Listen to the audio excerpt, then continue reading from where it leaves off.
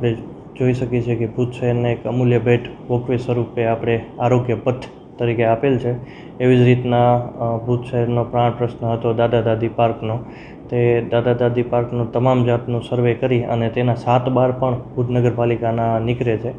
ત્યારબાદ આપણે online tendering કરેલું હતું. એટલે મંગલમ પાસે જે સુભાષચંદ્ર બોઝનું ગાર્ડન, પછી હમીસર કાંઠે આવેલું દાદા દાદી પાર્ક અને હમીસર પાસે બીજું આપણું ખેંગારજી બાગ, જે ભુજનું એકમાત્ર બાગ હતું, જે આપણા વડવા અને પૂર્વજ મહારાજશ્રીએ આપણને આપેલું હતું. તેનું હાલ આપણે જોતાં ખૂબ જ દયનીય હાલતમાં હતું. તો વોકવે સારું બન્યું, ત્યારબાદ તેની બાજુમાં જ આવેલું ખેંગારજી બાગ પણ આપણે બહુ સારી રીતના અત્યારે રિનોવેશનનું કામ ચાલુ છે.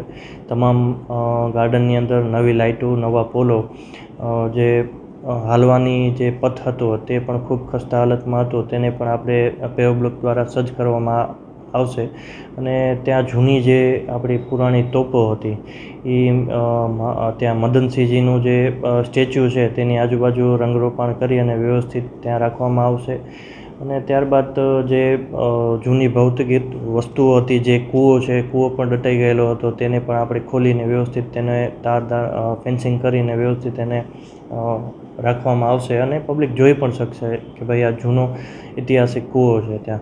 એવી જ રીતના મંગલમ જે ગાર્ડન છે ત્યાં કને સુભાષચંદ્ર બોઝની જે પ્રતિમા છે, તો તેની પ્રતિમાની આજુબાજુ તમામ જાતના તેમના જીવન ચરિત્ર કે અત્યાર સુધી એમનું ક્યારે જન્મ થયો, ક્યારે મૃત્યુ થયું, એમને દેશ હિત માટે શું શું કરેલું, એક તુમ મુझे खून दो मैं तुम्हें आज़ादी दूंगा, એવી રીતના એમને અનેક શ્લોકો આપ્યા છે. તેનું તમામ જીવન ચરિત્ર ત્યાં કને મૂકવામાં આવશે. અને એ ગાર્ડનની અંદર નાના છોકરાઓ માટે હિંચકા લસપડીની સુવિધા પણ કરેલ છે.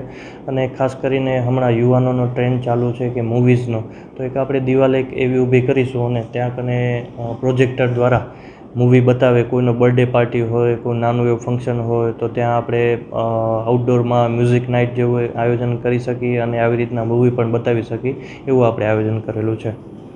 ટુરિઝમનું પણ અવર જવર ઘણું થઈ રહ્યું છે. આપણે જે નેમ કીધું છે ટીવર ભુજ શહેરને કંઈક નવું બનશે, એ આજે પૂર્ણ થવા આવ્યું છે. અઢી વર્ષ દરમિયાન અમે ભુજ શહેરને એક વોકવે સારું આપેલું છે. પછી ત્યારબાદ આપણે 3 ગાર્ડન સારા આપવા જઈ રહ્યા છીએ.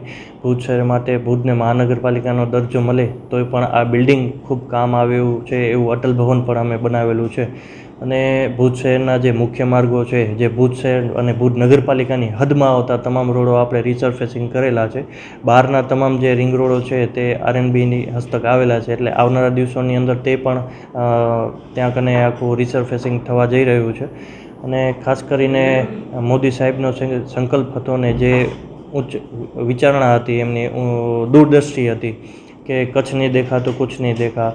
આટલા વર્ષોથી અહીંયા રણ હતું, કોઈને નજરમાં ના આવ્યું રણ, પર સાહેબને નજરમાં આવ્યું અને ત્યાં એમને રણોત્સવ ચાલુ કર્યો. ત્યારબાદ ભુજની અંદર અને કચ્છની અંદર ખાસ કરીને ટુરિસ્ટો બહુ પ્રમાણમાં આવેલા છે. ત્યારે ભુજ શહેરની અંદર આપણે ભુજ શહેરને સુખાકારી માટે અને ખાસ કરીને ટુરિસ્ટના એટ્રેક્શન માટે કે આપણે શું કરી શકીએ કે જેથી વધુમાં વધુ ટુરિસ્ટો આની અંદર આવે, એવું આપણે આયોજન કરેલું છે.